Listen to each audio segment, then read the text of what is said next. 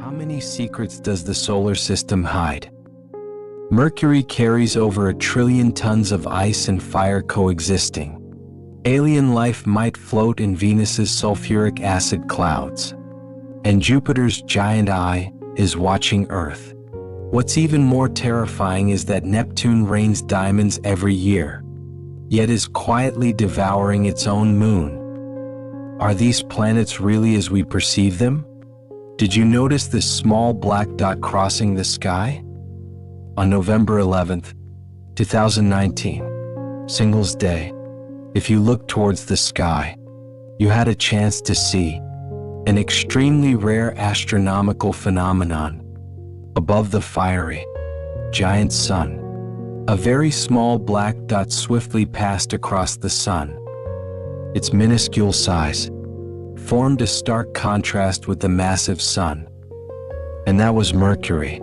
This astronomical wonder is also known as a Mercury transit. Mercury is small, the smallest of the 8 major planets. Its volume is only slightly larger than the Moon's. As early as 3000 BC, Mercury had already been discovered by the Sumerians. Due to its very fast motion, its orbital period is only 88 days. So in ancient Europe it was called Mercury, meaning the fast-running messenger god. So why does Mercury rotate so fast?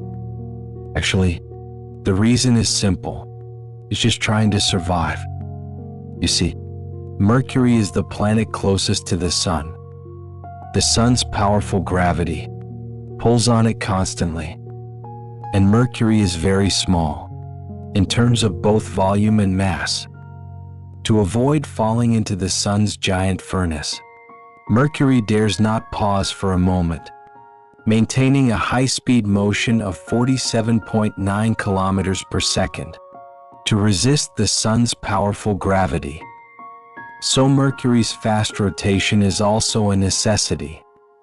But did you know? Mercury is also the planet with the largest temperature variation in the solar system. Due to the lack of a protective atmosphere, there is a steep temperature difference between Mercury's equator and its poles. Under the sun scorching during the day, the temperature can reach up to 427 degrees Celsius. At night, the temperature drops to a terrifying -179 degrees Celsius. The temperature difference is almost 600 degrees. So we can also say, Mercury experiences both ice and fire every day. Since it's called Mercury, does it actually have water? Many people might think Mercury is too close to the sun. So even if there were water, it would evaporate. Even many scientists agree with this. But on August 3rd, 2004, NASA launched Mercury's second probe, Messenger, after a journey of 6.5 years and 7.9 billion kilometers. Messenger entered Mercury's orbit in March 2011, becoming the first probe to orbit Mercury. Here, Messenger discovered Mercury's surface is quite similar to the Moon's, covered with craters, large plains, basins, etc. Not only that, it also discovered a large amount of water ice in Mercury's polar regions, estimated at about 1 trillion tons. Why can Mercury retain this water ice, despite being so close to the Sun? What exactly is going on? It turns out Mercury's axial tilt is very small, only 0.034 degrees. This causes many permanent shadow regions at its poles.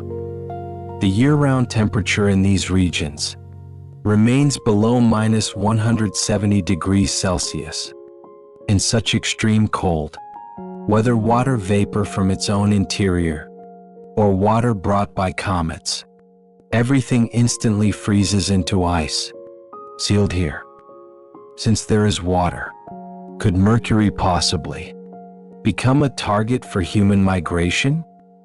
Although this seems unlikely, With technological development, humans might be able to establish bases in Mercury's permanent shadow regions at the poles. This would also help humans detect the sun more conveniently. If that time really comes, would you be willing to live on Mercury? Did you notice this small black dot crossing the sky? On June 6, 2012, if you looked towards the sky, you had a chance to see a spectacular astronomical phenomenon. On this day, Venus and the Sun would align, forming the rare spectacle of a Venus transit. Under the fiery, giant Sun, Venus appeared like a small black dot moving slowly on the Sun's surface. Its minuscule size formed a stark contrast with the massive Sun. This Venus transit phenomenon is also known as a once-in-a-century astronomical wonder because the next Venus transit won't occur until 2117. Today, let's talk about Earth's sister planet, Venus. In a clear night sky, Venus is the brightest planet after the Moon. In the morning star appearing in the eastern sky is it. Besides the name morning star, ancient Chinese poetry also called it Tai Bai and Chang'an. Its orbital period is 224 days, 1/3 shorter than Earth's. But its rotation period reaches an astonishing 243 days. This means Venus's sidereal day is longer than its year. If you lived on Venus, you might celebrate the Lunar New Year twice in one day. Among the 8 planets of the solar system, Venus is the second largest rocky planet after Earth. Also, like Mars, it lies within the solar system's habitable zone. A human-launched probe needs only about 100 days to reach Venus. But if so, why do we choose the more distant Mars for landing instead of Venus? Actually, human exploration of solar system planets started with Venus. Since the 1960s, the former Soviet Union and the United States have launched over 40 probes to Venus, but most ended in failure, with only a few successfully arriving and obtaining some data about Venus. From photos sent back by probes, we can see Venus's surface and sky appear orange-yellow. Among these probes, Venera 13 lasted the longest, but it only worked for 127 minutes before losing contact and took only 4 color photographs. The reason for this is that the environment on Venus is simply too harsh. You see, Venus, due to its extremely thick atmosphere, has become the hottest planet in the solar system, with a surface temperature as high as 464 degrees Celsius. Water would evaporate instantly on Venus. Not only that, Venus is also the only planet in the solar system that has never had a magnetic field. Scientists speculate this might be related to Venus's very slow rotation speed. Extremely high temperatures combined with no magnetic protection make Venus as terrifying as a living hell. Next, let's look from a probe's perspective to see just how terrifying Venus is.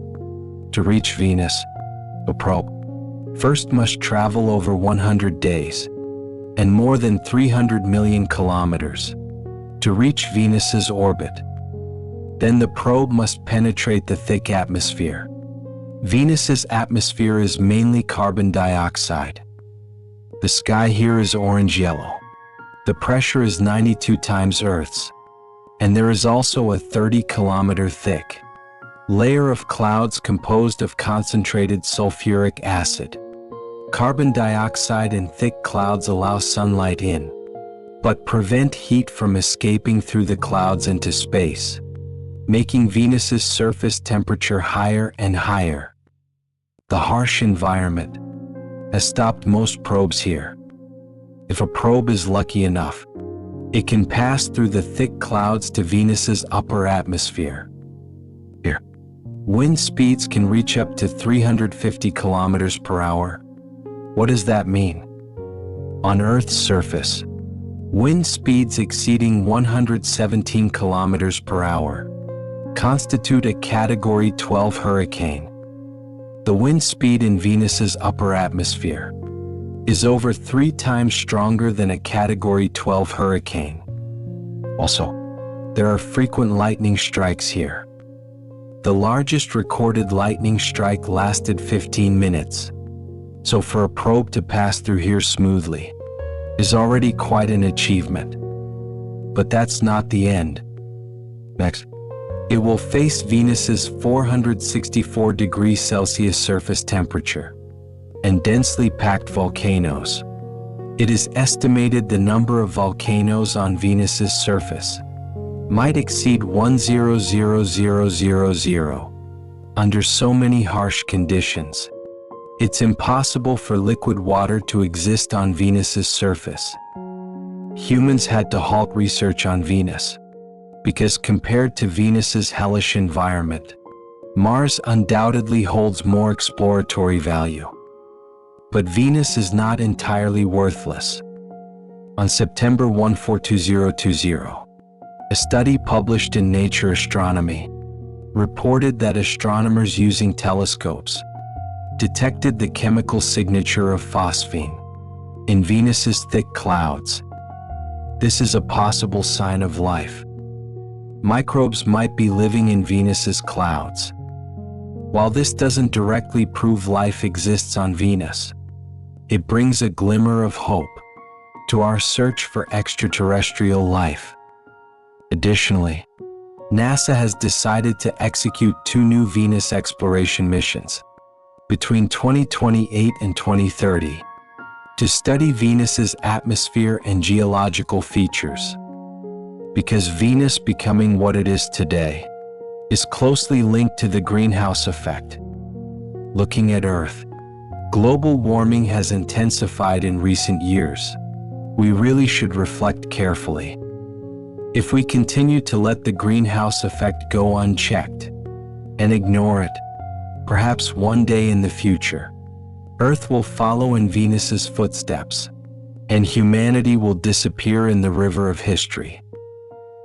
You might not know, Earth is almost 4.6 billion years old. In our impression, Earth is a beautiful, magnificent blue planet, appearing exceptionally unique in the vast universe. Earth nurtured human intelligent civilization. From the Big Bang to Earth's formation, from desolation to vitality, it ultimately evolved an intelligent civilization like humanity. In these long 4.6 billion years, what exactly has Earth experienced? About 4.6 billion years ago, a huge molecular cloud began gravitational collapse at the location of the early solar system. Most of the collapsing mass concentrated at the center, forming the Sun, while the rest of the matter orbited around the Sun, relying on the Sun's powerful gravity. This matter slowly collided and aggregated into small rocks. These rocks then collided with each other, slowly gathering together, eventually forming planets, moons, meteoroids, and other small solar system bodies. And Earth coalesced in this environment. This process took roughly 10 to 20 million years. However, at that time, Earth's surface was still covered by molten lava, like a scorching fireball, with surface temperatures as high as 700 degrees Celsius. The surface was an ocean of magma, not the water we know today. At that time, the solar system was filled with numerous planets and moons. Collisions among them were inevitable. About 4.5 billion years ago, a celestial body called Theia collided with Earth. Theia was about the size of present-day Mars. This collision literally tore off a layer of Earth's skin, producing a large amount of debris. These fragments coalesced to form the Moon. Earth also absorbed part of Thea's mass, and through this collision, Earth accelerated its own rotation speed, with a rotation period of only 6 hours. When the Moon first formed, its distance from Earth was only about 22,000 kilometers, between about 4.1 and 3.8 billion years ago. During this period, both Earth and the Moon endured bombardment by countless asteroids, resulting in the many craters on the far side of the Moon. After this, the Moon gradually exerted tidal forces on Earth, and Earth's rotation speed gradually slowed down. As the solar system became more stable, Earth began to cool down. Surface magma solidified, eventually forming dark red basalt land. But how did water come to Earth? There are two theories. The first, 4 billion years ago, a comet collided with Earth, bringing large amounts of water to Earth. The arrival of water changed Earth's appearance and swept across the entire planet. The second theory, Earth's water came naturally from its formation. During Earth's origin, the matter forming Earth contained water. Because Earth's formation temperature was high, water existed in gaseous form in Earth's atmosphere. Later, as temperatures dropped, water in Earth's atmosphere condensed and fell back to the surface. Torrential rains fell continuously for thousands of years, forming rivers, lakes, and oceans.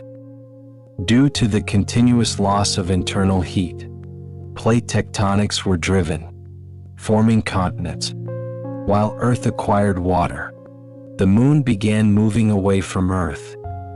Weakening tidal forces caused Earth's rotation speed to slow further. At this point, Earth provided the only known environment capable of sustaining the evolution of life. Scientists believe that 4 billion years ago, high-energy chemical reactions produced molecules capable of self-replication. 500 million years later, the first single-celled life was born, later differentiating into bacteria and archaea. Early life forms developed the ability of photosynthesis. Under the sun's radiation, oxygen was continuously delivered to the atmosphere. Oxygen in the atmosphere, under the sun's ultraviolet radiation, formed the ozone layer in the upper atmosphere. Earth's land became suitable for life, and life began to flourish on land. Scientists speculate that between 750 and 580 million years ago, intense glacial activity caused most of Earth's surface to be ice-covered. The entire Earth looked like an ice ball. Finally, through underwater volcanic activity, large amounts of carbon dioxide were produced, and the glacial activity gradually stopped spreading. The ice melted, and Earth began to warm slowly. After this, Earth entered the Cambrian explosion. The variety of multicellular life on Earth surged. All kinds of new era plants and animals began appearing on Earth on an unprecedented scale. After this, Earth experienced 5 mass extinction events. The most recent was the Cretaceous-Paleogene extinction event 65 million years ago. An asteroid impact caused the extinction of dinosaurs and other large reptiles, ending dinosaurs' 130 million year reign on Earth.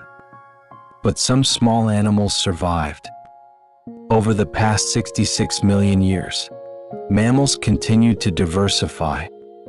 A few million years ago, like animals in Africa learned to walk upright because they could use tools and communicate well.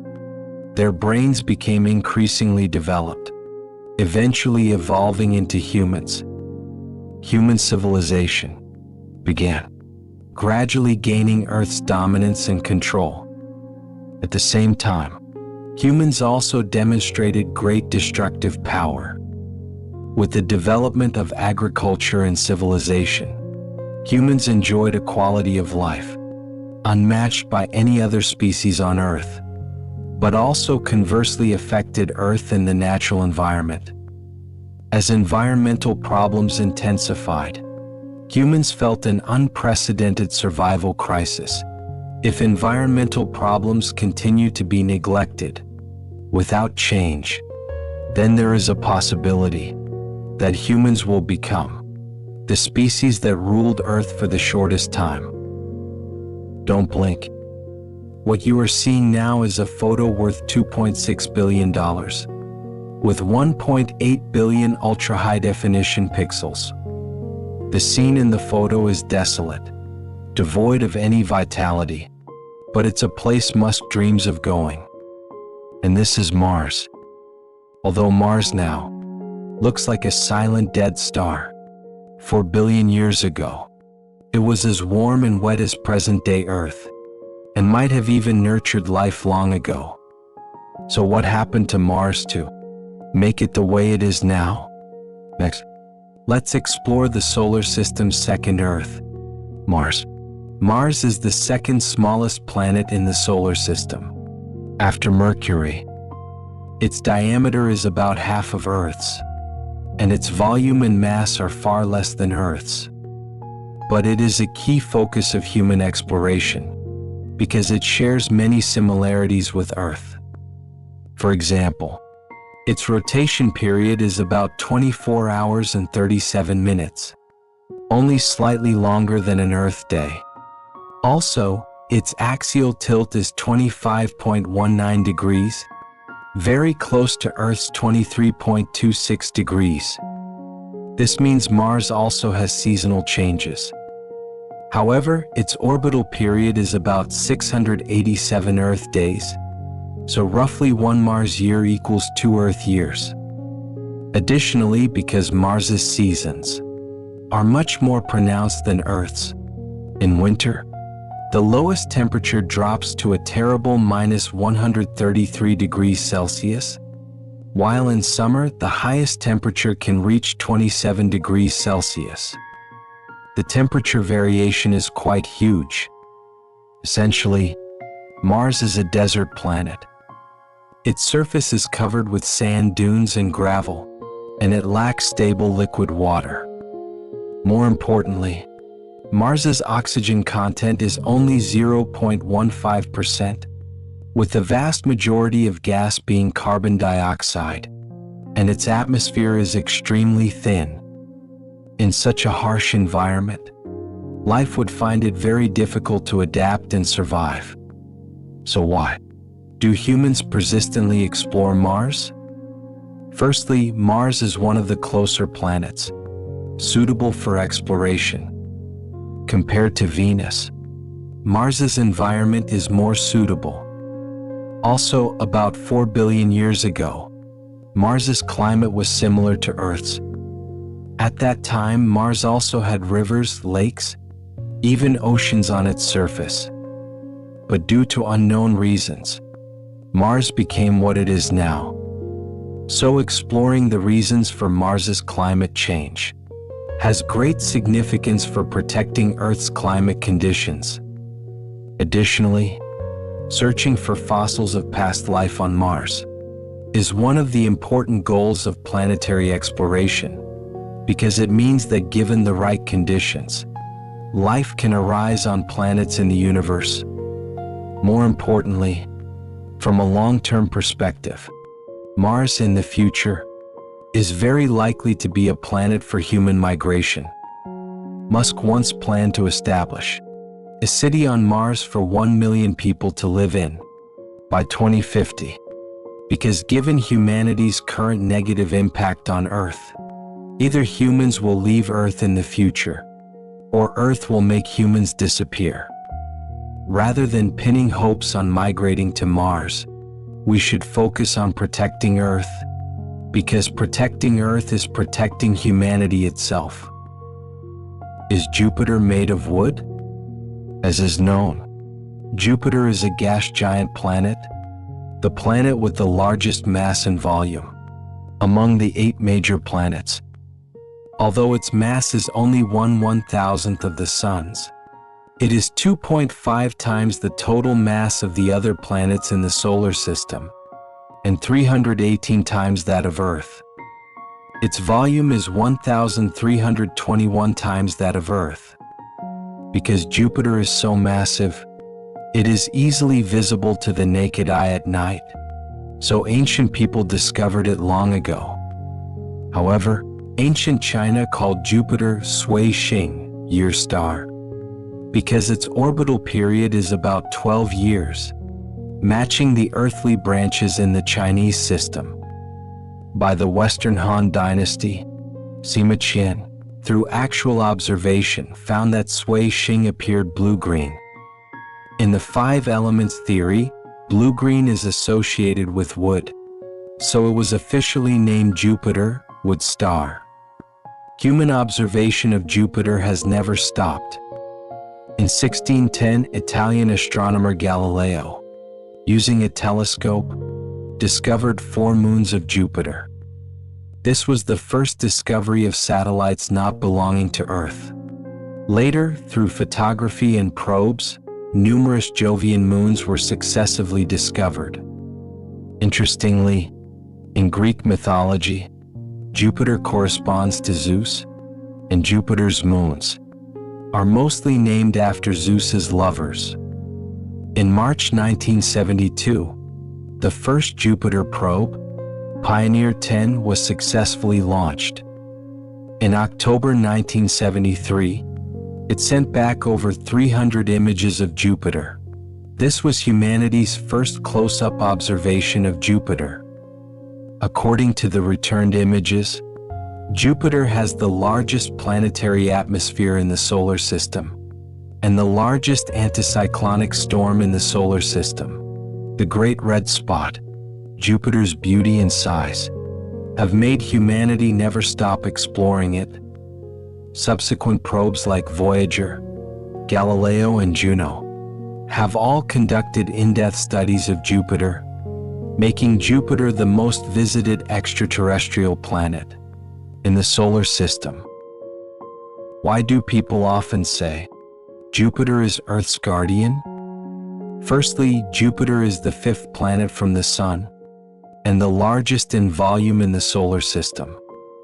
This causes some asteroids or comets, upon entering the solar system, to be influenced by Jupiter's powerful gravity, changing their orbits, or being pulled in and consumed by Jupiter. On July 16, 1994, humans witnessed an unprecedented comet-planet collision event in history.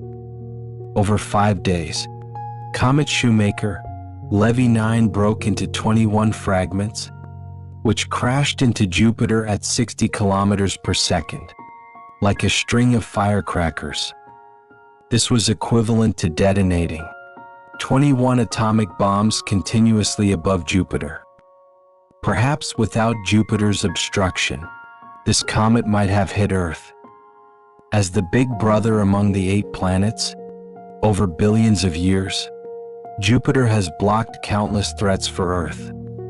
But even so, Earth almost got destroyed by Jupiter in history. Scientists speculate Jupiter was the first planet to form in the solar system. After formation, it began migrating inward. It passed through what later became the asteroid belt, reached the Mars region, and swept away a lot matter there. This is why a super-Earth did not form in the inner solar system. Mars's small mass today is also entirely thanks to Jupiter. Just when Jupiter was about to destroy Earth next, the appearance of another big brother halted its advance. The solar system's second gas giant, Saturn. Under Saturn's gravitational influence, Jupiter's inward migration slowed down, and it gradually migrated outward, returning to its own orbital position. Thus, Earth was spared. This shows that life in the universe might be very rare. Planets potentially capable of nurturing life might be destroyed by other planets before they even form. Have you seen a storm eye that hasn't stopped for 350 years? If you've carefully observed Jupiter, you'll find, on Jupiter, there exists an eye constantly watching Earth. It's also called Jupiter's red giant eye or the Great Red Spot, because Jupiter rotates very fast, completing one rotation every 10 hours, and it's a gas giant planet. This causes Jupiter's atmosphere to form different belts at different latitudes. At their boundaries, turbulence and storms create colorful striped patterns of red, brown, white, etc. The most prominent is the Great Red Spot. Astronomers noted it as early as 1665. At that time, Jupiter's red giant eye was nearly 4 Earths in size, often stirring up cloud towers 8 kilometers high. But over the following centuries, this eye has been shrinking. Currently, it's only about 1.3 Earth sizes. It might completely disappear someday in the future. But even so, the Great Red Spot remains the largest anticyclonic storm in the solar system. The formation of this giant anticyclonic storm and its energy source still lack a definitive conclusion. Besides that, Jupiter holds numerous Guinness World Records. For example, Jupiter is the largest planet in the solar system, has the shortest day, is the most visited outer planet by spacecraft, and also possesses the strongest magnetic field and the strongest auroras among the 8 planets. So Jupiter is truly the undisputed king of planets. Don't blink.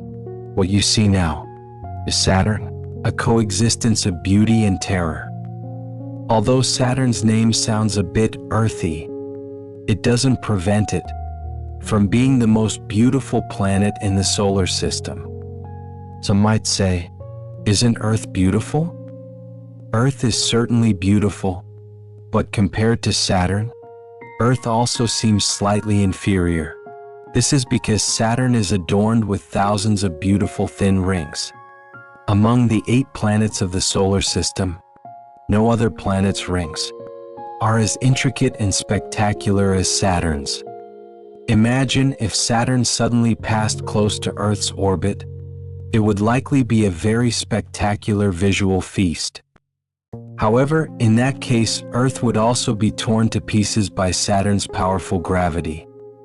Today, let's talk about this gem of the solar system, Saturn. Saturn is the 6th planet from the Sun, the 2nd largest planet in the solar system after Jupiter. Earth is very tiny in its eyes. Saturn is a full 830 times larger than Earth. It's worth noting, Saturn is 9.5 astronomical units from the Sun. If you lived on Saturn, the sunlight you see would be from 80 minutes ago. But unfortunately, Saturn is a gas giant planet. Its outer atmosphere is primarily hydrogen. So far, no signs of life have been found on it, let alone humans surviving on Saturn. Actually, in the solar system besides Saturn, Jupiter, Uranus, and Neptune also have their own planetary rings. However, their rings appear dull compared to Saturn's, with no comparability. As early as 1610, astronomer Galileo, using his homemade telescope to observe Saturn, noticed strange ear-like appendages next to Saturn. Later, Huygens confirmed these were Saturn's own rings. According to data from the Cassini probe, Saturn's rings lie in its equatorial plane. Their width exceeds 200,000 kilometers, with the thickest part reaching 150 kilometers. Interestingly, In 2009, NASA discovered a giant invisible ring around Saturn. Its width is about 11.9 million kilometers, capable of accommodating 1 billion Earths, but it is extremely faint. Astronomers using the Spitzer space telescope captured its thermal radiation to confirm the existence of this giant ring. Regarding the formation of Saturn's rings, scientists believe they formed from broken comets, asteroids, etc., torn apart by Saturn's gravity. Their quantity can reach 1 billion pieces, ranging from dust-sized ice particles to house-sized chunks, ultimately forms the beautiful rings of Saturn. Notably, at Saturn's North Pole, there is a very peculiar phenomenon, a hexagonal jet stream. As early as the Voyager 1 probe's flyby of Saturn, this giant hexagon was discovered. Its width is about 30,000 kilometers, with wind speeds up to 322 kilometers per hour. This is unique in the solar system. Its formation remains a mystery to this day. Additionally, the Cassini probe observed at Saturn's south pole a hurricane unique to Earth. At the center of Saturn's storm, there is a clearly visible black big eye. Astonishing. Many might think Saturn is a gas giant with no solid structure, but actually, Saturn's interior is not completely gaseous. Based on decades of probe observations, scientists have found, from Saturn's exterior to interior, pressure and density gradually increase, so Saturn's interior likely harbors a small core enveloped by hydrogen and helium. However, the hydrogen there might be compressed into a solid state. Lastly, Saturn is the planet with the most moons in the solar system. So far, 82 have been discovered. Among them, Enceladus and Titan are both highly suspected of harboring life. In the future, humans will likely launch drilling missions to Enceladus. If life is discovered, would mean humans are not solitary beings in the solar system. Interestingly, Saturn has the lowest density in the solar system. Its clouds are not only filled with a large amount of methane but also accompanied by intense lightning. Under high temperature and pressure, methane decomposes into diamonds that fall. It's estimated Saturn produces about 1,000 tons of diamonds annually, and they are very large. But this doesn't concern us much, because Saturn's environment is very harsh, very unfavorable for the development of life. On September 15, 2017, Cassini, which had accompanied Saturn for 13 years, due to running out of fuel, uncontrollably crashed into Saturn's atmosphere. This might have been humanity's closest moment to Saturn. And even more astonishing is that Cassini, while orbiting Saturn, looked back at Earth. Against Saturn's massive backdrop, Earth was just an inconspicuous little speck of light in the dark starry sky. Who would have thought that our home, essential for survival, 1.4 billion kilometers away, is just a speck of stardust? And humanity is merely a passerby on this speck. Uranus's name among the 8 planets is absolutely the most domineering presence. In the solar system, Uranus's distance from the Sun ranks 7th from nearest to farthest. Its volume ranks 3rd, mass ranks 4th. It indeed seems to dominate a region alone, but in reality, Uranus's status is not as high as people imagine, because it can't even control its own operating posture, and even smells of rotten eggs. What exactly is going on? Today, let's explore this lying flat planet, Uranus. In 1781, British amateur astronomer William Herschel, while observing the sky with his homemade telescope, accidentally discovered Uranus. At first, however, he mistakenly thought it was a comet or a nebular object. Only after other astronomers studied it together was it confirmed to be a planet within the solar system. Since Uranus was the first planet discovered using a telescope, people attached great importance to its naming. The related controversy lasted over 60 years. Until 1850, the British Nautical Almanac Office named it after the Greek sky god Uranus. In Chinese translation, it is called Uranus. In Greek mythology, Uranus is the father of Cronus, Saturn, and Cronus is the father of Zeus, Jupiter. Interestingly, Cronus represents Saturn, and Zeus represents Jupiter. So Uranus is Jupiter's grandfather. This shows astronomers gave Uranus a fairly high status.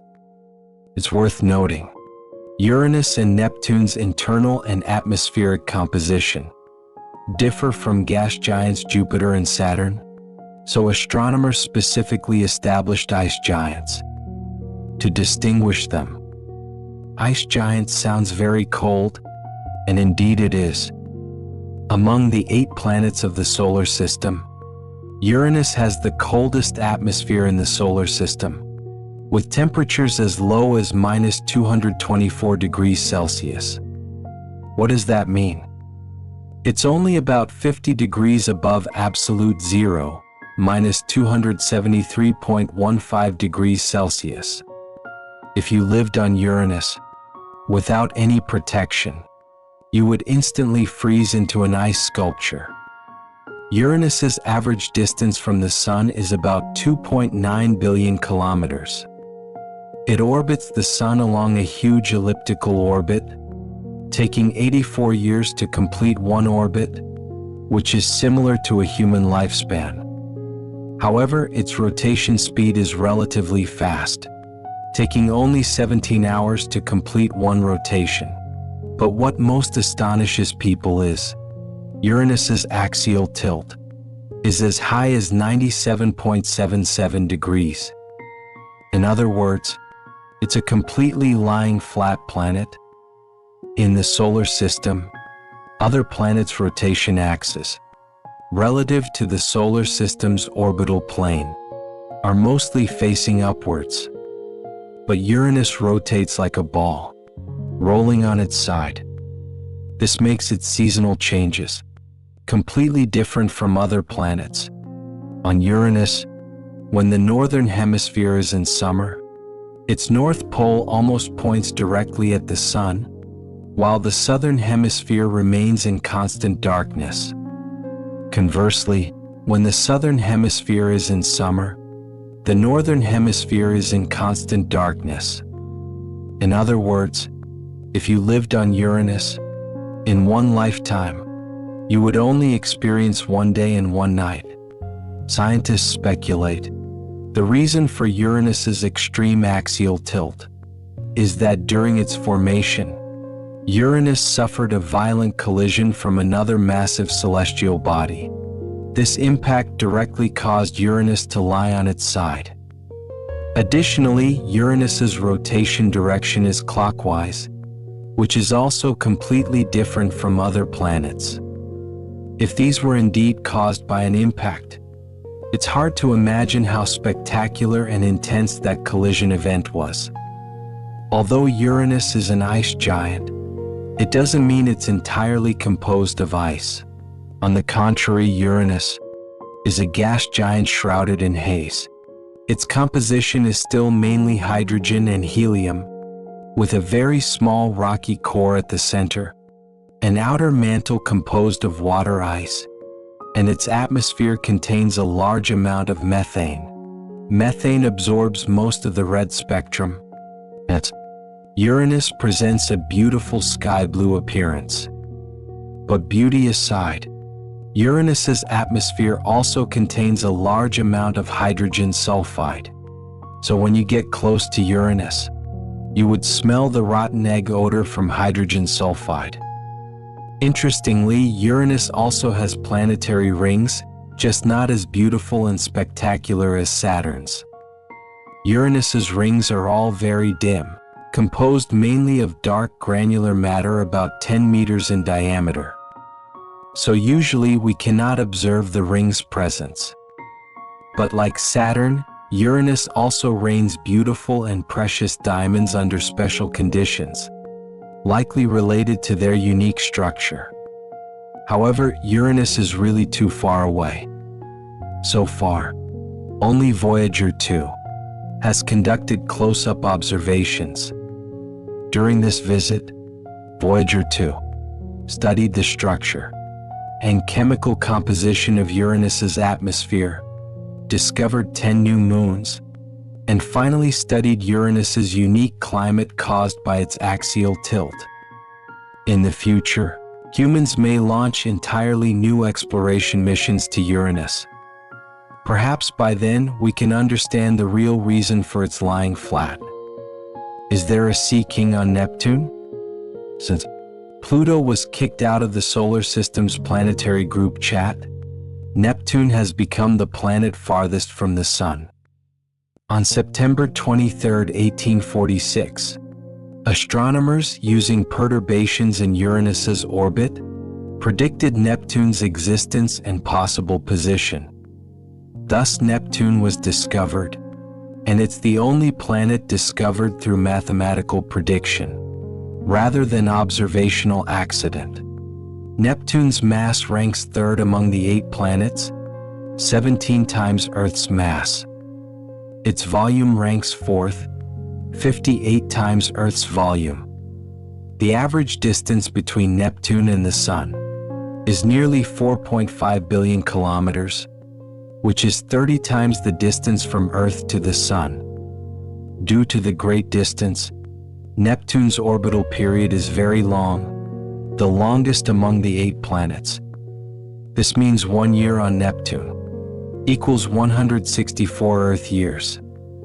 Neptune's axial tilt is 28.32 degrees, similar to Earth's and Mars's tilt. This means Neptune also has seasonal changes. It's just that one season on Neptune lasts about 40 years. Neptune lives up to its name. While there is no sea king on it, it is loved by many, and the reason is its charming blue appearance. On August 25, 1989, Voyager 2 successfully flew by Neptune. From the return data, Neptune looks like the color of the sea, its surface filled with enchanting blue. But don't be fooled by its charming appearance. Neptune is truly the king of the seas.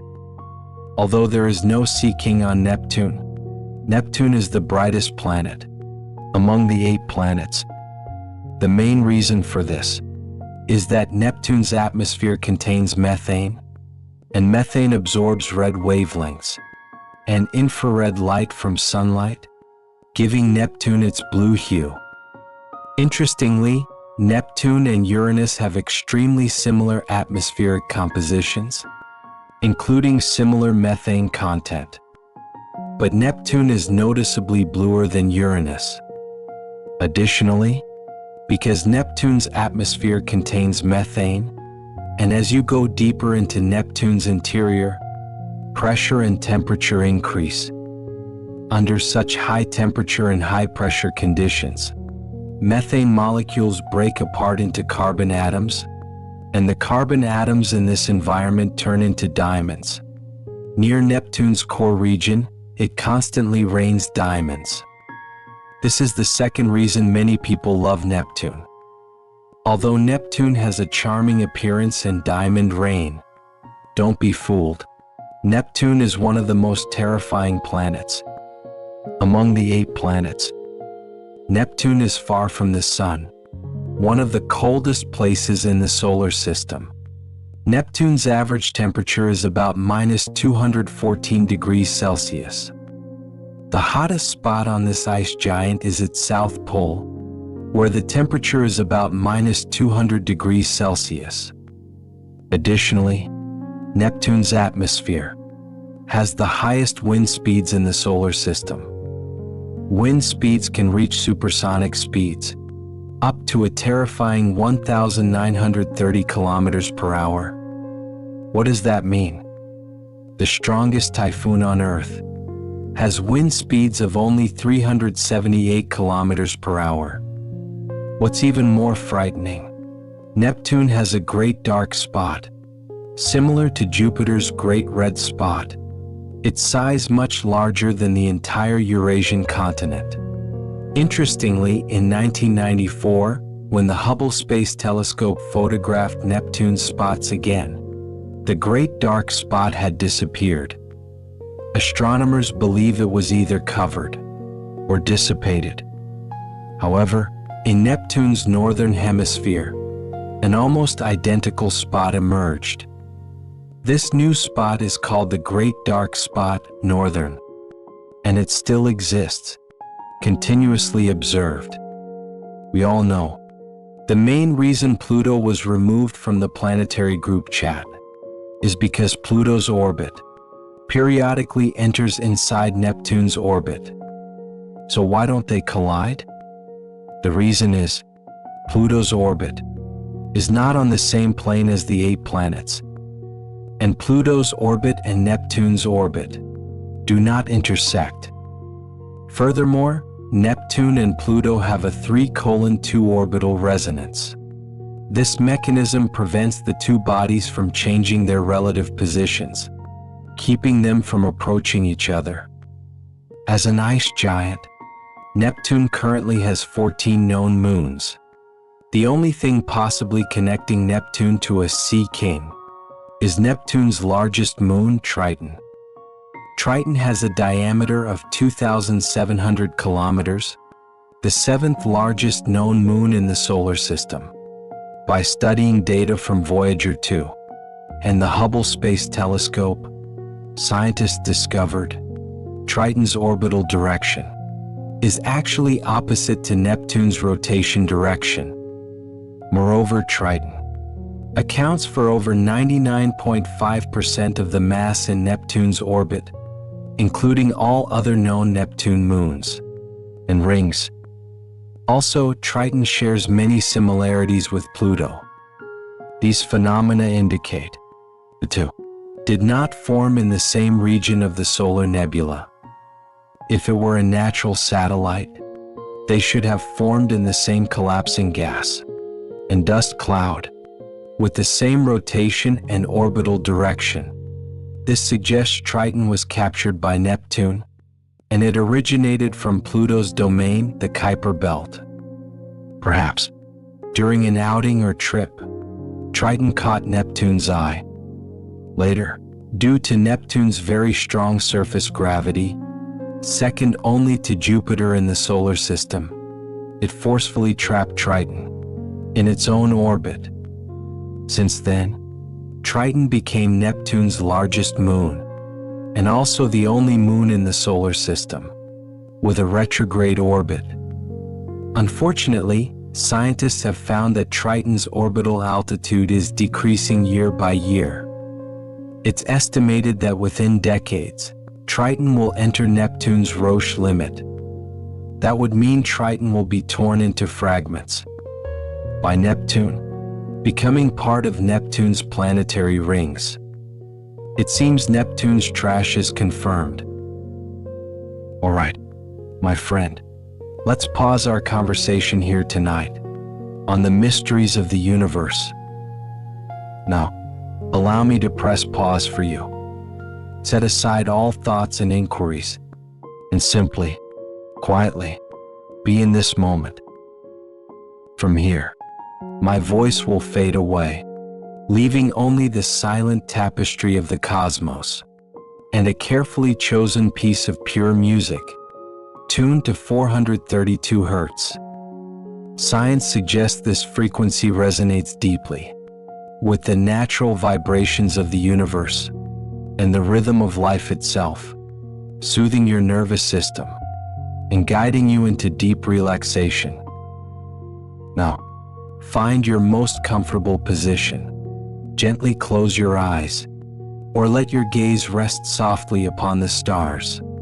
May you release all weariness from the world, letting your consciousness drift on the waves of music, floating into boundless tranquility.